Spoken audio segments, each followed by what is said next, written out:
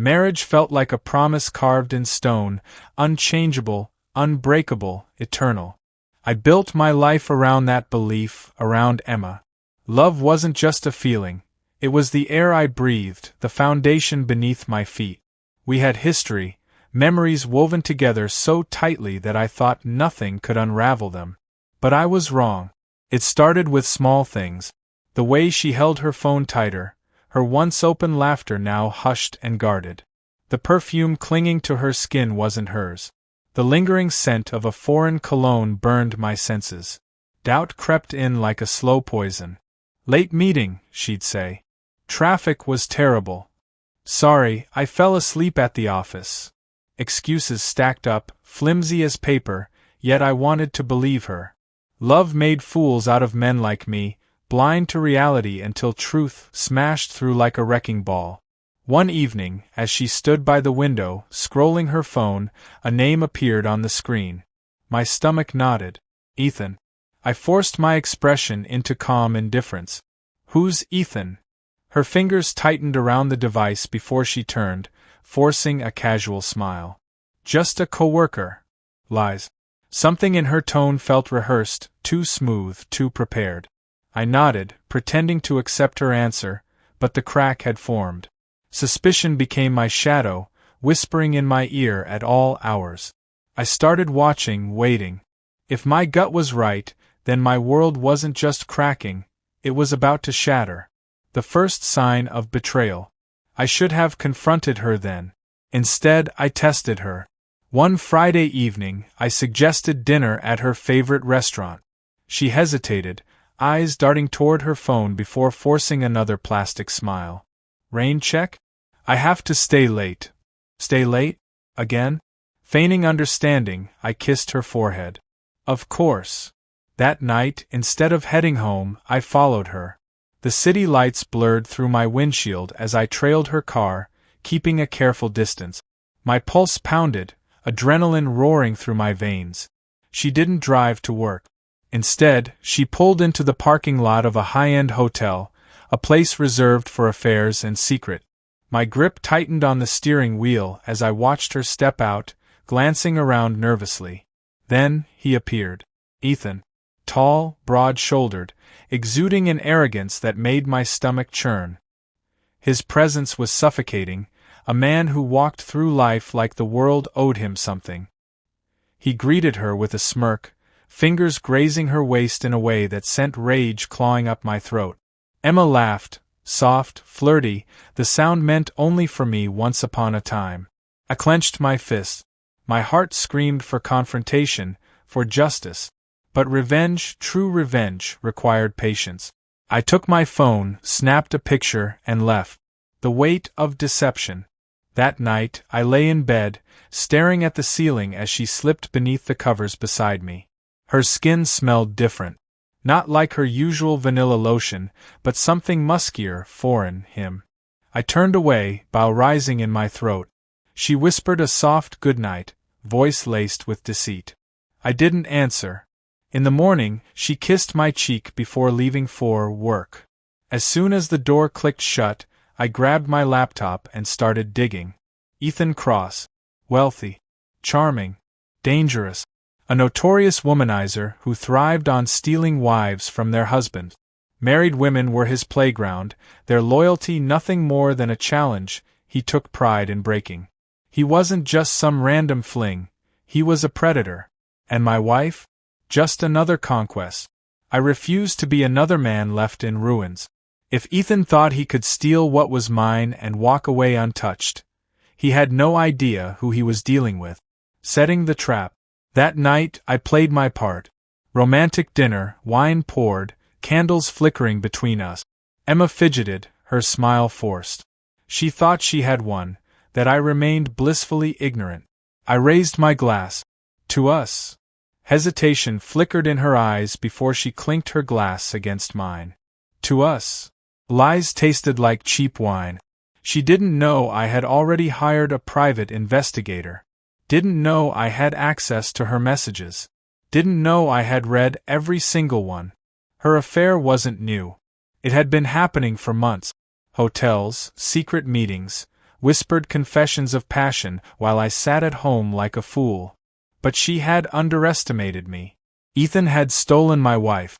Now I would steal something from him. And neither of them would see it coming. Betrayal had a taste, bitter, metallic, like blood pooling on my tongue. That night, after Emma kissed me goodbye and slipped out the door, I watched from the window. Her car disappeared down the road, carrying her to the arms of another man. She thought she was careful, thought I was stupid, but I knew everything. I wasn't the kind of man to sit back and accept defeat. No, if Ethan Cross wanted to steal what was mine, then he would pay a price. And if Emma thought she could discard me like some forgotten relic, she had another thing coming. Vengeance required precision. I had followed them, gathered evidence, mapped out their routine. Every text, every meeting, every deceitful whisper exchanged between them, I had it all documented. But Ethan wasn't just some random guy. He was powerful, wealthy, a man who thrived on dominance. He didn't just want Emma. He wanted to prove he could take her from me. But he had no idea I had already set the pieces of his downfall in motion. The first move. The next day, I arrived at Ethan's gym, one of the many businesses under his name. A place where men like him thrived, flexing their muscles, asserting their so-called alpha status. I walked in, head held high, daring anyone to challenge me. Ethan stood near the weight rack, grinning like a king among peasants. When our eyes met, amusement flickered across his features. "Well, well," he chuckled, wiping sweat from his brow. "Didn't expect to see you here." I kept my expression unreadable. "I figured it was time we talked." His smirk widened. "You finally figured it out, huh? No shame. No guilt." He thrived on this. "She's with me now," he said, his voice dripping with arrogance. Took her long enough to realize what she was missing. I let his words settle, let him bask in his perceived victory. Then I leaned in, voice low, calm. "Tell me something, Ethan. Do you always screw married women, or is this a new hobby?" Laughter erupted around us. His friends, his gym rats, all watching, waiting for his reaction. His smirk faltered, just for a second. I pressed on. "You think you've won? You think taking another man's wife makes you a king?" I scoffed, shaking my head. "Pathetic." Ethan's jaw tightened, muscles flexing. "She came to me," he snapped. "Of course she did," I mused, stepping closer. "You lured her in, made her feel special. But tell me, what happens when she gets bored of you too? What happens when you're just another mistake she regrets?" Anger flared in his eyes, but I wasn't finished. "I know everything about you, Ethan. Your businesses, your deals." I pulled a folder from my jacket, sliding it across the bench beside him. "Go ahead. Take a look." Curiosity won over pride. He snatched the folder, flipping through the pages. His face paled. "How the hell did you?" "I have my ways." Inside that folder lay everything.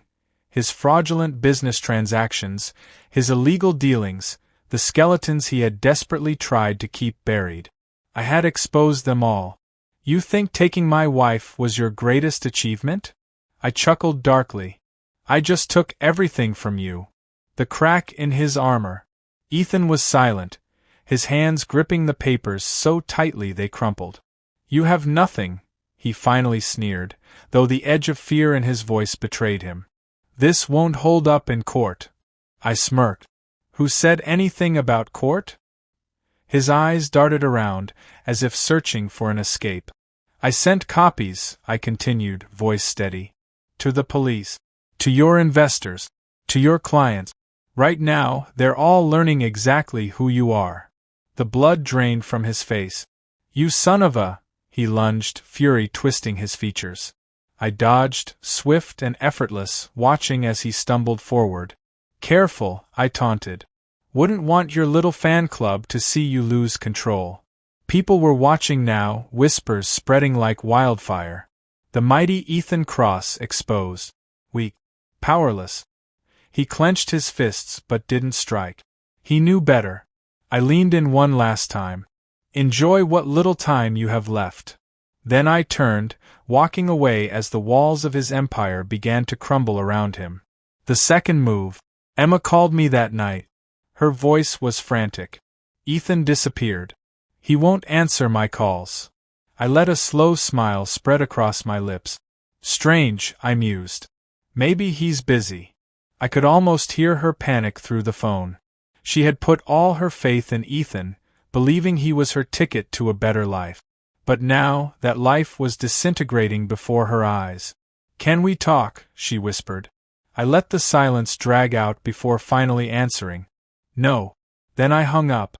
Emma had made her choice. Now, she had to live with it. Ethan thought he was invincible. He strutted through life with unchecked arrogance, believing no man could touch him. But I wasn't just any man. The morning after our confrontation, his world started collapsing. News of his shady dealings spread like wildfire. His investors pulled out, his businesses faced sudden audits, and whispers of federal investigations grew louder. I sat back, sipping my coffee, watching it all unfold. Emma, the woman who once shared my bed, was now caught in the wreckage. Her desperate attempt. 3 days after Ethan's downfall began, Emma showed up at my doorstep. She looked different. No longer radiant and confident, but hollow, fragile. The same woman who had betrayed me now stood in the cold, gripping her coat like it was the only thing keeping her together. I leaned against the doorframe, arms crossed. Didn't expect to see you here. Her lips parted, but no words came out. She hesitated, searching my face for something. Pity, forgiveness, a second chance. She would find none. Finally she spoke. I made a mistake. A bitter laugh escaped me. That's an understatement. She flinched, looking down. I didn't mean to hurt you. You didn't mean to get caught, I corrected. Big difference. Tears welled in her eyes, but they did nothing to move me. She had chosen Ethan. She had thrown away everything we built for a fleeting affair, and now that her fantasy had crumbled, she wanted to crawl back? Pathetic. She swallowed hard. Can we talk inside? I let the silence stretch, savoring her discomfort. Then, finally, I stepped aside. 5 minutes. She walked in cautiously, like a stranger in the house she once called home. I didn't offer her a seat. I miss us, she admitted, voice trembling. I shook my head. No, you miss stability. You miss security. You miss the life you threw away. A tear slid down her cheek. Ethan, he's not who I thought he was. I smirked. Oh? You mean the liar, manipulator, and fraud wasn't Prince Charming? Her lips trembled. He abandoned me. Won't return my calls.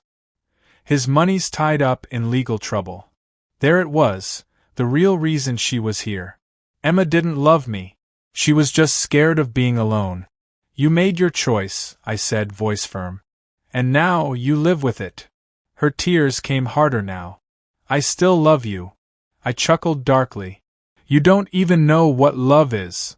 She stepped closer, eyes desperate. Can't we fix this? I stared at her, at the woman I once worshipped. The woman I had planned my future around. The woman who shattered me. But the pain was gone now. I had won. I leaned in, lowering my voice to a whisper.